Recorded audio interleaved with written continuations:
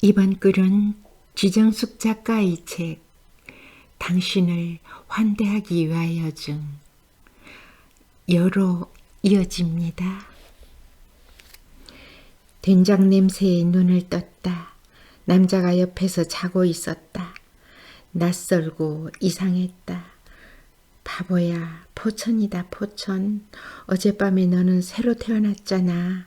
너는 이젠 빼도 박도 못하는 이 집 며느리야. 어서 일어나. 며느리가 아침밥을 해야지. 나는 벌떡 일어났다. 조심스럽게 매무새를 만지고 문을 열었다. 우물가에 있는 이동식 화덕 위에 뚝배기가 올려져 있었다. 어머님을 찾았으나 보이지 않았다. 어머님은 아침부터 어딜 가신 것일까? 부엌을 들여다보았다. 문짝도 없는 부엌은 아주 좁고 깊었다. 조심스럽게 문턱을 넘어 부엌으로 내려섰다. 남자의 방은 불을 떼고 안방은 연탄을 떼는 구조로 벽은 온통 새까맣게 그을려 있었다. 일단 밥상은 차려야겠기에 상을 찾아 두리번거렸다. 늘어져 있는 거미줄 사이로 상이 걸려있는 게 보였다. 조심스럽게 내렸다. 펼 자리를 찾았으나 주여의 배설물만 보일 뿐 마땅한 자리가 없다. 몇 번을 망설이다 원래대로 상을 걸어놓고 부엌을 나오고 말았다. 마당을 둘러보았다. 내 눈엔 쓸만한 게 하나도 없다. 지붕은 천막 나부랭이가 켜켜로 덮여 있다. 찢어진 비닐과 천막이 서로 제자리를 찾으려는 듯 아우성이다. 바람이 불지 않는데 바람 소리가 들린다. 우물가는 더 가관이다. 찌그러진 세숫대야와 깨진 비누통. 나는 무안해져 시선을 돌렸다. 부엌 앞 기둥에 금강 거울이 걸려 있다. 나는 무심코 거울을 바라보았다.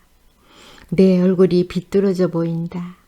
나는 천천히 거울 앞으로 다가갔다.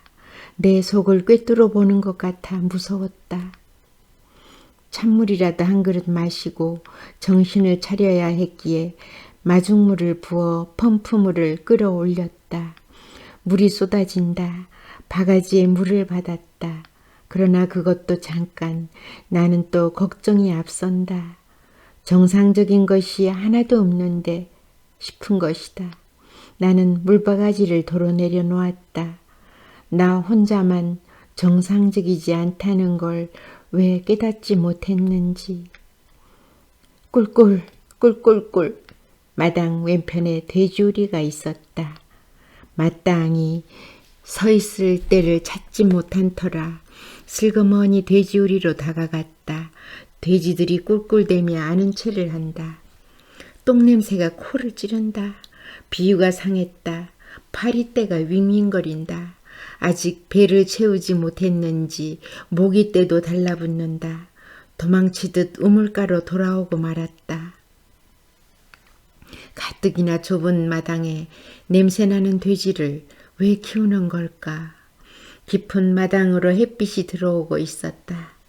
찌개가 졸아들지 않게 뚝배기를 비켜놓는 걸로 며느리가 깨어있다는 표시를 내고는 방으로 들어왔다.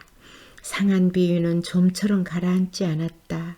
어제 창경원에서 만두 몇 개를 먹은 후 물 한 모금 마시지 않았는데 배고픔을 모르겠는 것이다.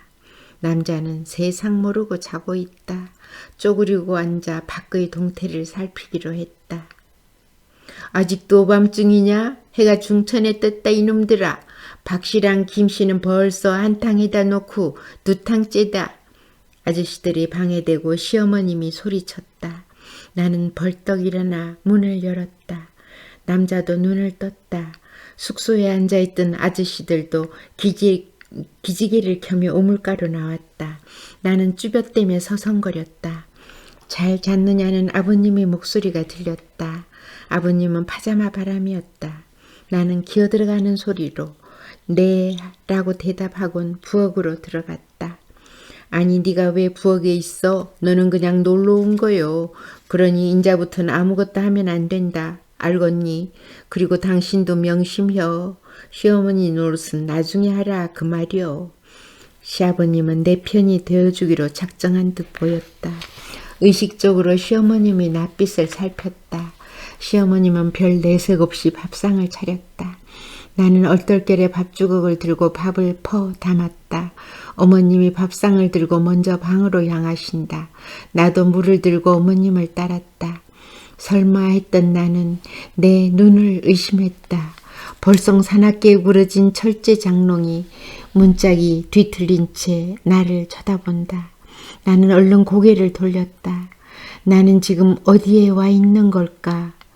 연예인 못지않았던 시아버님의 모습은 실상이었을까? 허상이었을까? 나는 엉거주춤 서 있을 수밖에 없었다. 어서 앉거라. 아버님이 선풍기를 내 쪽으로 돌리신다. 선풍기는 머리를 주걱거리며 바람을 만들어내느라 안간힘을 쓰고 있다. 나는 그런 선풍기가 영 불편하다. 들고 있던 쟁반을 내려놓으며 슬그머니 선풍기를 밀어냈다. 예, 사람이라는 것은 말이요. 어렵게 대하면 대할수록 어려워지는겨. 나는 말이요. 며느리하고도 친하게 지내며 살겨.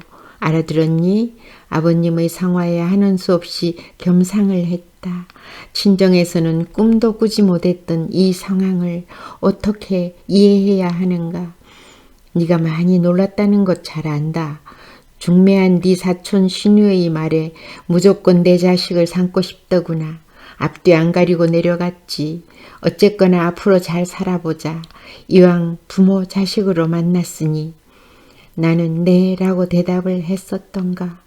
그것으로 끝날 줄 알았다. 그러나 그건 큰 오산이었다. 아버님은 설거지를 하러 일어서려는 나를 구태여 잡아 앉혔다. 조이 1시간 이상 아버님의 연설을 들었을 것이다. 골자는 당신의 직업에 대한 장점이었다. 사람이란 것은 말이요. 직업에 대한 편견을 가지면 안 되는겨. 너도 직업에 귀천이 없다는 말 잘 알지? 사람들은 이 일을 지저분하고 더럽고 추잡하다며 천대하더라면서도 기술 없고 자본 없는 사람이 하기엔 이만한 직업이 없다 그 말이여. 나는 말이여 자유가 없는 사람이 가장 불쌍하다고 생각하는 사람이여. 얽매여 살면서 자유마저 없다면 그건 사람이 사는 게니? 오죽하면 자유가 아니면 죽음을 달라는 명언이 나왔겠느냐 그 말이여. 하고 싶을 때 일하고 쉬고 싶을 때 쉬고 가고 싶을 때 가는 게 자유 아니여? 아 너도 친정에 가고 싶으면 언제라도 댕겨와. 시집살이가 어려운 것만은 아닌겨. 쉽고 자유롭게 살 수 있는 방법이 얼마든지 있는겨. 알겠니? 대꾸 없이 고기만 끄떡이는 내가 답답하셨는지 아버님은 흥분된 어조로 다시 목소리를 높였다. 사람이란 복이 많아야 되는겨. 나는 네가 복이 많은 사람이라고 생각혀. 네 사촌 시누이로부터 며느리감이 있다는 편지를 받고 나서부터 고물값이 치솟더구나. 내년에 새 집으로 이사까지 하게 되었으니 이것만으로도 네가 복덩이라는 반증이 아니겠니? 허허허. 그만 나가보라는 아버님의 말씀에 정신을 차리고 마당에 내렸으니 은혜로운 설교를 들은 듯 감동이 밀려왔다. 순간 예쁘다는 말은 들어본 적 없으나 복스럽게 생겼다는 말은 들어본 기억이 났다. 아버님의 언변술에 설복당한 나는 은근히 어깨까지 으쓱해졌다. 그래, 나는 이 가정을 구하라고 보내진 천사일지도 몰라.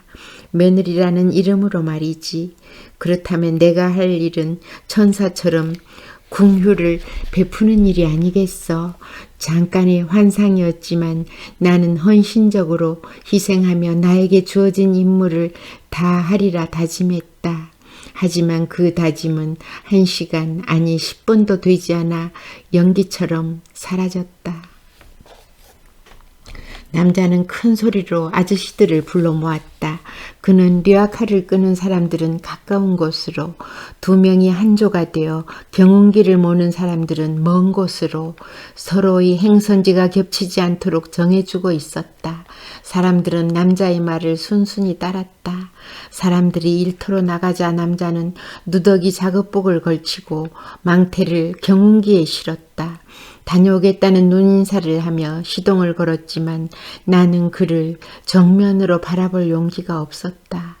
천대와 멸시의 눈으로 바라보았던 망태 할아버지가 눈앞에 어른거려 어떤 다짐인들 효력이 있겠는가. 남자의 경운기 소리가 채 사라지기도 전에 아버님은 외출 준비를 하셨다. 줄부채를 들고 칼주름이 잡힌 바지와 파리가 낙상할 정도의 구두가 눈이 부셨다. 그저 돈 쓰는 일이라면 세상 1등이지. 아니 집에서 머리 빗고 변도하면 손에 가시라도 돋는지 원. 어머님은 아버님의 꼭뒤를 향해 눈을 흘렸다. 보고 있던 나는 무안해졌다. 다녀오시라는 인사가 끝나기 무섭게 방으로 들어왔다. 나쁜 꿈에서 깨어나고 싶었다. 저녁때가 되자 아버님이 돌아오셨다. 아버님은 예식장이라도 다녀온 사람처럼 달라져 있었다. 나는 신성일처럼 변해버린 아버님을 보면서 어머님이 불쌍하다는 생각을 했다. 어머님을 돕기로 했다. 우선 이곳저곳을 청소했다. 빨래를 하고 반찬도 만들었다. 물건을 내는 날은 잔치집이 따로 없었다. 고기 굽는 냄새가 마당을 가득 채우고 술병이 나뒹굴었다. 하지만 내가 생각했던 나쁜 일은 일어나지 않았다. 선입견을 가지고 사람을 대한 내가 무색할 정도로 일하는 아저씨들은 온순하고 착했다. 어머님은 옷과 화장품을 사다 주셨다. 옷은 핑크빛 원피스였다. 편안한 일복이려니 했던 나는 깜짝 놀랐다. 문득 시집살이를 시킬 분이 아니라는 생각이 들었다. 어머님은 밤낮 없이 일을 하는 분이었다. 고물간에서 아저씨들한테 사들인 물건을 분류하고 묻고 부부와 부자의 모습이 저토록 다를 수 있다는 게 믿어지지 않았다. 추석이 다가오고 있었다. 나는 집으로 돌아가겠다는 뜻을 시부모님에게 전했다. 아니 사람이 왜 그리 말귀를 못 알아듣니? 보기에는 영특해 보이면서도 니는 인자 우리 식구여. 친정은 남인겨 남. 니가 고집 부리고 내려가면 나는 무척 서운하다. 사람이란 게 그러면 안 되는겨. 시애비 말을 존중한다면 말이여. 아버님의 겁박에 나는 힘없이 주저앉고 말았다. 친정 부모님께 죄송했지만 어쩔 수가 없었다. 그렇다고 하루하루가 지루한 것만은 아니었다. 니들은 왜 이렇게 재미가 없니? 금쪽 같은 청춘을 그냥 흘려보내냐 그 말이여. 애 낳으면 하고 싶어도 못하는 게 얼마나 많은디. 아버님은 용돈을 쥐어주며 우리를 내몰았다. 물론 모든 일은 야간에 이루어졌다. 남자와의 야간 데이트는 아주 단순했다. 기껏해야 의정부 시내를 한 바퀴 돌고 포장마차에서 소주 한 잔을 기울이는 남자를 보는 것. 하지만 그게 그리 싫지는 않았다. 남자의 직업을 잊을 수 있는 유일한 시간이었으므로. 남자는 을에 팔짱을 꼈다. 남자의 꿈은 착한 아내를 만나 가정을 꾸리고 따뜻한 아빠가 되는 것이라고 했다. 빨랫줄에 기저귀가 널린 집처럼 부러운 게 없었다면서 나는 남자의 배포가 너무나 작아 코웃음을 쳤다. 남자의 소박하고 작은 꿈이 얼마나 크고 이루기 힘들다는 걸 나는 알아채지 못했던 것이다. 아버님은 추석빔을 해주겠다며 의정부 시내로 나를 데리고 가셨다. 아버님의 단골 양복점은 한눈에 봐도 고급스러웠다. 아버님은 나를 며느리라 소개하면서 의정부 시내에서 가장 솜씨가 좋은 양장점을 소개해달라고 부탁했다. 소개받은 양장점 역시 고급스럽고 규모가 컸다.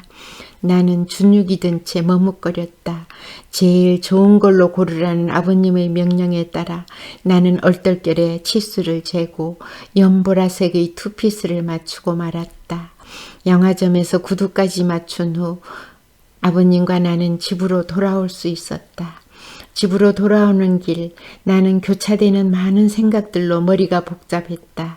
내가 이토록 인간적인 대우를 받아도 된단 말인가. 시도 때도 없이 필요한 것이 무엇인지 묻고 하찮은 일까지 칭찬을 아끼지 않으시는 시부모님과 남자의 관심은 과분할 정도다. 내가 정신을 잃었다가 구출된 백설공주도 아니거늘. 추석 전날 어머님과 송편을 빚던 나는 은근슬쩍 아버님에 대한 이야기를 끄집어냈다. 어머님, 아버님 처음 배웠을 때 어땠어요? 첫눈에 반하신 건 맞죠? 누구라도 그랬을 것 같은데. 예, 말도 마라. 여태껏 산 것만으로도 책 한 질은 나올 거다. 어머님은 겉만 번지르르 하면 뭐하냐며 고개를 저었다. 그저 여자는 정 많고 몸 아껴주는 남자를 만나는 게 최고의 행복이니 그런 줄 알란다. 부전자전이라는 말이 틀린 말이었으면 좋겠어요, 어머니. 내 신랑은 좀 게으르긴 하지만 제 아버지는 닮지 않았으니 아무 걱정 말거라. 정 많은 게 탈이라면 탈이니라. 나는 어머님의 말이 맞아 떨어지길 바라면서 정성껏 송편을 빚었다. 어머님은 송편을 예쁘게 빚는 걸 보니 분명 예쁜 딸을 낳겠다며 웃으셨다. 나도 어머님을 따라 크게 웃었다. 어머님을 만나고 처음 웃어본 웃음이었다. 추석을 보낸 며칠 뒤 나는 시부모님께 작별 인사를 했다. 때가 되어도 반찬 걱정하지 않아 좋았는데 어머님은 못내 서운한 표정을 짓고 계셨다. 나는 7 난쟁이와 행복하게 살다 오두막을 떠나는 백설공주처럼 판잣집을 나섰다. 남자는 상봉동행 버스에 동승하더니 자기 목숨이 붙어있는 한 나를 절대 포천으로 불러들이지 않겠다는 맹세를 수없이 해댔다. 나는 새끼손가락이 아팠지만 아프다는 말을 할 수가 없었다. 남자의 약속을 믿지 않으면 누구의 말을 믿는단 말인가. 개찰이 끝났음에도 먹을 것을 들고 버스 안으로 들어온 남자는 도착하는 대로 편지를 보내달라는 말을 몇 번이나 반복했다. 나는 말없이 고개를 끄덕였다. 버스가 터미널을 빠져나올 때까지 손을 흔들어 주던 남자의 표정을 나는 평생 잊지 못할 것이다. 좋아요와 구독은 제게 힘이 되니 부탁드립니다.